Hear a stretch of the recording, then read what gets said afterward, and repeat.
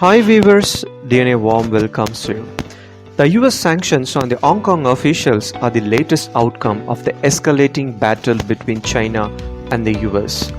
The US President on Friday 7th August 2020 imposed restrictions on 11 Hong Kong and Chinese officials, including Carrie Lam, Hong Kong's chief executive, and Luo Huining, mainland China's top official in the city. The measures will freeze assets the individual hold in the US and prevent them from doing business in the country. Trump imposed Hong Kong sanctions in response to China's enactment of a controversial national security law on the city following months of anti-government protests last year. What the Beijing security law is all about? Beijing's security law targets secession, subversion, terrorism and colluding with foreign forces. The security law has affected political freedoms in Hong Kong, which was promised certain liberties and autonomy until 2047 under Britain's handover deal with China. The legislation bypassed Hong Kong's legislature, its wording kept secret until the moment it became law.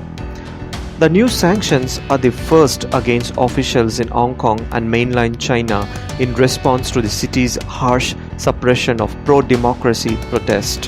Hong Kong and Chinese officials by turn condemned and mocked the Trump's move.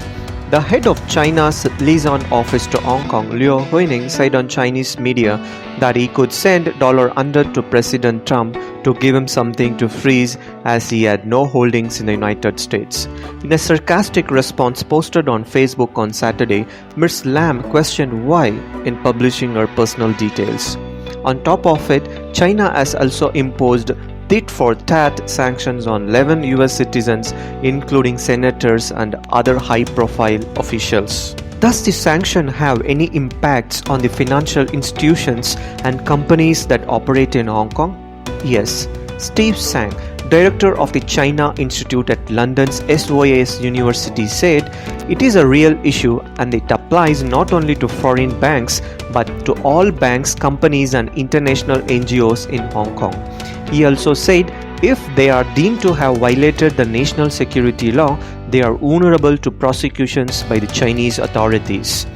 The Hong Kong Monetary Authority, the Central Bank of Hong Kong, said the sanctions have no legal status within its borders, but the measures could have big implications for US and international banks that operate in the city if they provide services to the individuals. US banks are directly prevented from doing businesses with the individuals placed under sanctions and would have to freeze their assets or risk fines. Transactions between non-US banks could be affected if they pass through the US financial system.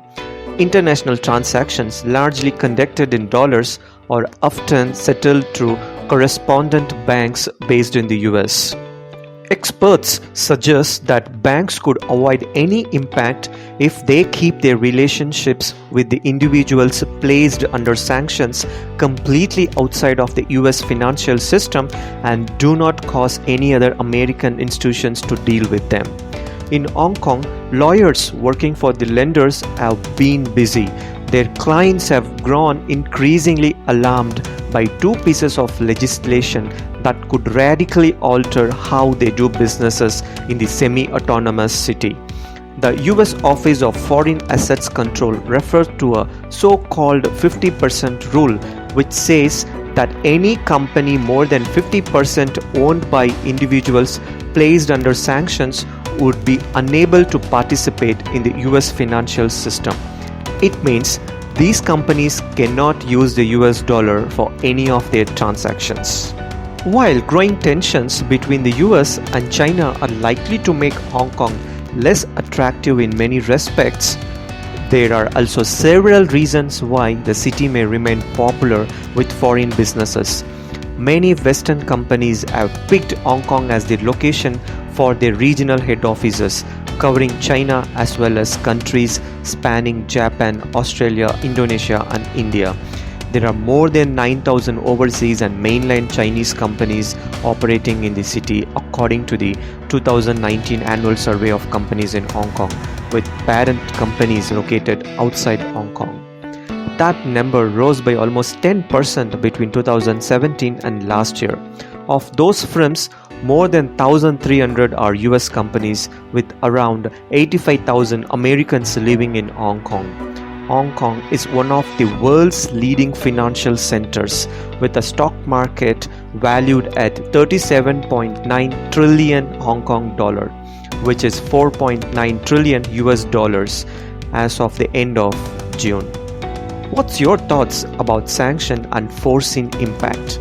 Kindly share it in the comment section. Thank you. I hope you liked this video and thanks for watching it. Please subscribe and click on the bell button for more updates. Kindly give a thumbs up for this video and do share with your friends.